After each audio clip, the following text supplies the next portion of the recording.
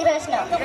આજે મારે વાત કરવી છે કે એવા વિષય પર કે ઘણા લોકો તેનો સદુપયોગ કરે છે ને ઘણા લોકો તેનો દુરુપયોગ કરે છે। જે સદુપયોગ કરે છે તેને મારા વંદન, જે દુરુપયોગ કરે છે તેને મારા અભિનંદન।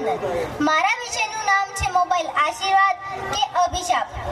बदलती दुनिया का ऐसा असर होने लगा, बदलती दुनिया का ऐसा असर होने लगा, आदमी पागल और फोन स्मार्ट होने लगा, आदमी पागल और फोन स्मार्ट होने लगा। તમે ફોનનો ભરપૂર ઉપયોગ કરો, તમે લેપટોપનો ભરપૂર ઉપયોગ કરો, તમે આઈપેડનો ભરપૂર ઉપયોગ કરો, તમે તેમાં અભ્યાસનો ભરપૂર ઉપયોગ કરો, પણ એટલું યાદ રાખજો કે તે આપણી સેવા માટે છે।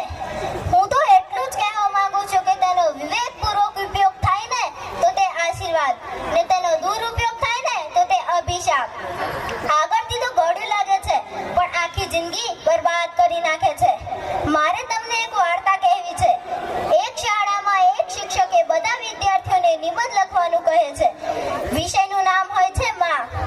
બધા વિદ્યાર્થીઓ ખૂબ સરસ નિબંધ લખે છે ત્યારે એક વિદ્યાર્થી એવું લખે છે કે તેના ખાતરે મારે તને એટલું જ કહેવું છે કે હે ઈશ્વર, જો તું મને આવતા જન્મમાં માનવનો અવતાર આપવાનો હોય ને તો નહીં આપતો।